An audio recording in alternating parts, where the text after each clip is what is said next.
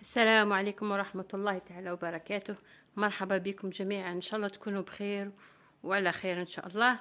اليوم جبت لكم رفيس سميد أو رفيس تونسي، كل واحد كيف يسميه. عندنا هنا سميد متوسط وكمية تاع غرس، يعني راح ندير كمية قليلة إن شاء الله يا ربي تنال إعجابكم وتجربوه وتفرحوا به عائلتكم وولادكم. هنايا في الكسرونة أو في المرميطة شوية كبيرة حطيت فيها السميد نحمصها على نار هادية.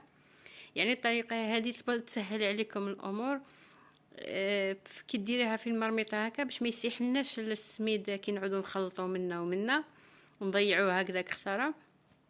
درتو في المرميطه هذه يعني يجي كلش على نظافه وسهله وما نضيعوش السميد نتاعنا. بكري كما على بالكم كانوا يديروا في الطاجين تاع الطين ومن بعدين عدنا نديروا في المقله، بصح كيف يعني مش عاليه يسيح يعني بيناتنا هذا اكيد، يعني ما كلاه نقولوا هكذا. بصح في المرميطه هذه ما شاء الله ولا حبات تطيح لك من السميد. المهم بعد ما نحمصوه نخليوه على جيه. عندي هنا الغرس، هذه طريقه مختلفه. هذه طريقه تاع الغرس مع نذوبها مع الزبده.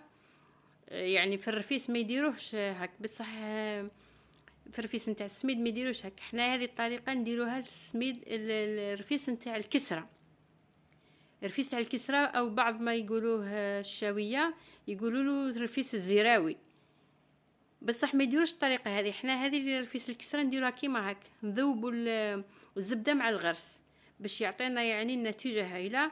جربتها انايا في الرفيس هذا تاع السميد او الرفيس التونسي، يعني عطاتني نتيجه ولا اروع. جربوا الطريقه هذه وما راحش تندموا، يعني اختلاف يعني الطرق والنتيجه واحده، رفيس هو رفيس بصح يعطينا الطعم ويعني ما شاء الله.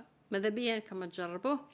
هنا بعد ما يتحمص مليح السميد وذابت الغرس يعني طرا حتى. وهذه الطريقه علاش قلت لكم كي ديروا الغرس في تسخنوه مع الزبده، انه حتى لو كان عندك غرس شويه ناشف مثلا، الطريقه هذه تطريه خير على تفوريه في الماء ويقيسوا الماء. هنا يعني منه في الزبده في اليدام هذا كيجيك روعه.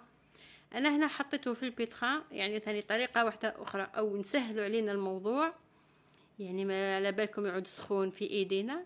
درتها في البيتخا هكذا، ولا حبيتي حتى تقدري ديريه في الباتر بالباتر تخلطيهم هكذا، والنتيجه منها يبرد منها يعني كما نقولوا تم عمليه الخلط، يعني دمجهم مع بعضهم السميد والغرس.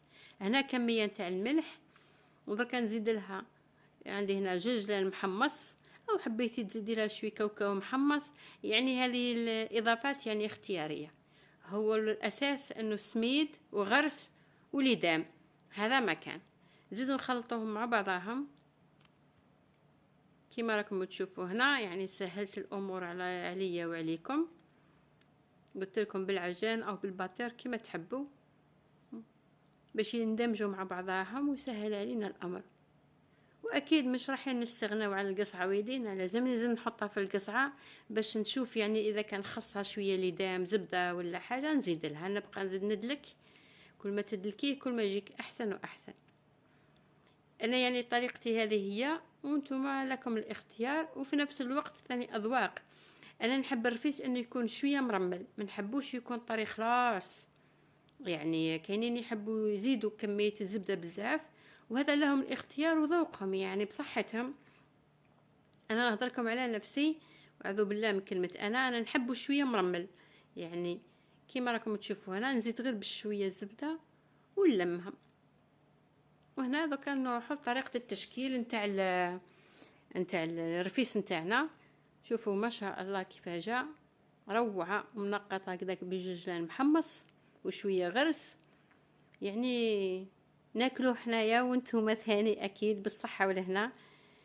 والرفيس هذا ما عندك ما تطوري فيه، مجرد انك تغيري المول ولا الطابع. ولا بكري كانوا يديروا له كيما هكذا يقرصوه ويقطعوه بالموس مجرد مقروضات او مربعات، او يديروه كعابش او كعابر هكذا مجرد كريات.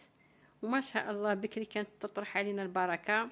يديروها للنافس، يديروه في المناسبات مثلا العوله، لولادهم كي كانوا يروحوا يسافروا للعسكر، يعني ما شاء الله.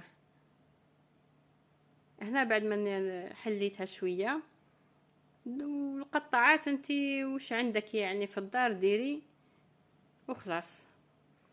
انا نحب الطريقه التقليديه بزاف بزاف، حتى اذا كانوا في الشكل.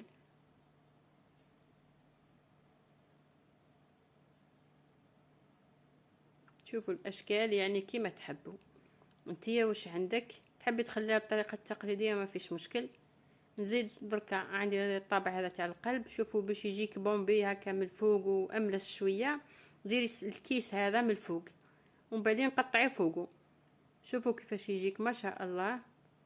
هذه طريقه يعني بالكيس، حتى لو كان ديري صابلي ديريه بالكيس هذا من فوقها باش تجيك بومبي كيما هكذا. لو كان نوريكم الطريقه اللي ما نديروش فيها الكيس، شوفوا كيفاش تجي شغل مشققه وتجي بلا، يعني اختلاف واضح. هاني ندير معكم الوصفه وفي نفس الوقت نعطيكم تدبيرات ان شاء الله يعني تنال اعجابكم.